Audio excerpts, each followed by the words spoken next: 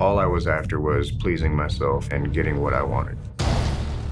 Whether it was with random girls, drugs, alcohol, violence, it really just helped to send me further and further down that spiral of darkness. And I knew it wasn't gonna end well, but I didn't care. Shannon McNeal grew up in a troubled home. His father left when he was 6, and his alcoholic mother was either working or out drinking at bars, leaving Shannon to be raised by his 2 older brothers who didn't want him around. I really had the sense and the belief that nobody loved me.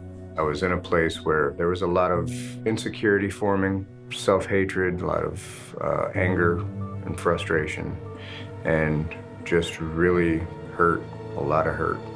Because Shannon's brothers were forced to look after him, he was soon exposed to their illicit hobbies. Everything illegal, robberies, running from the police. There was a lot of violence. You name it, at an early age, I was involved in all of that at one form or another with them, as they had to, just bring me along. Wild parties in the house, sexual acts being done, me being exposed to pornography. It just became the way of life. It became the norm.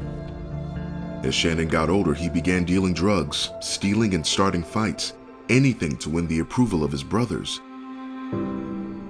He ended up in juvenile detention at 15, where he encountered even more violence and racism. The experience only hardened his already calloused heart. That was one of my lowest moments. It wasn't a rehabilitation. It was more of a fortifying feelings and frustrations and angers that were already there. I didn't care if I lived another day. I didn't care if I ended up in jail for the rest of my life. There was nobody in my life that genuinely loved me. I had no purpose.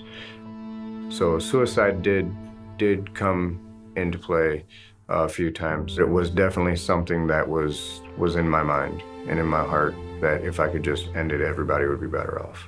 When Shannon got out of juvie, he went harder into drinking alcohol, using drugs and having sex, anything to numb the pain he was feeling inside. Participating in gang activity and more arrests pushed him to continue the destructive cycle. This went on for years, until one day, he met a girl. What was different about Carrie than all the other girls that I was used to being around? She had a loving heart.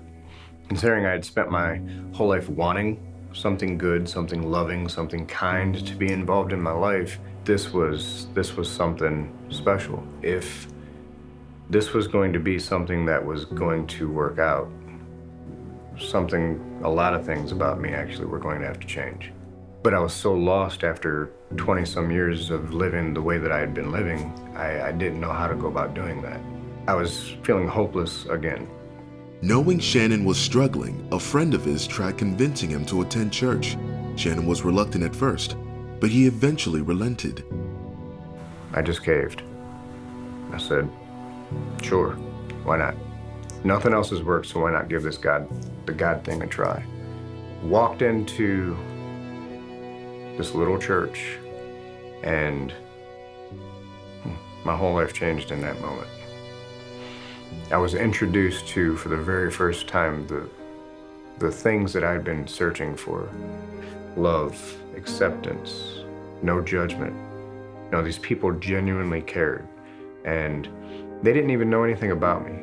Shannon finally found the family he had been longing for at the church, and he soon prayed, giving his life to Jesus Christ.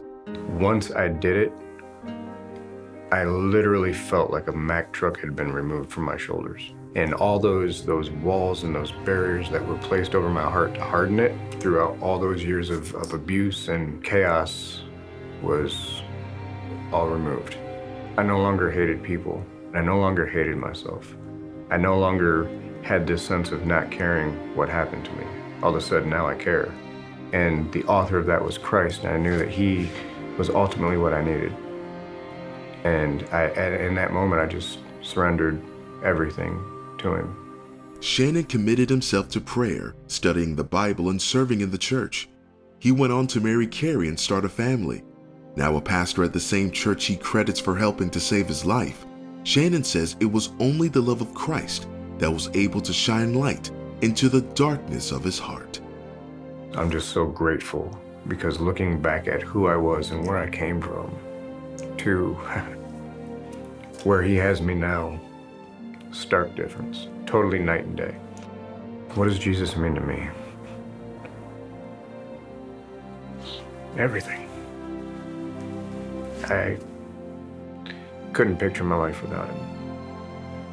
I wouldn't want to picture my life without him. He wants us to come to him as we are and allow him to clean you up with grace, with love, and with mercy. And that there's no one that's too far gone.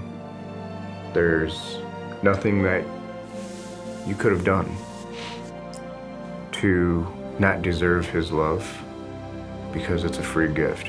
He freely gives it. And making the choice to give your life to Christ is going to be the first step in the greatest of steps of your life, without a doubt.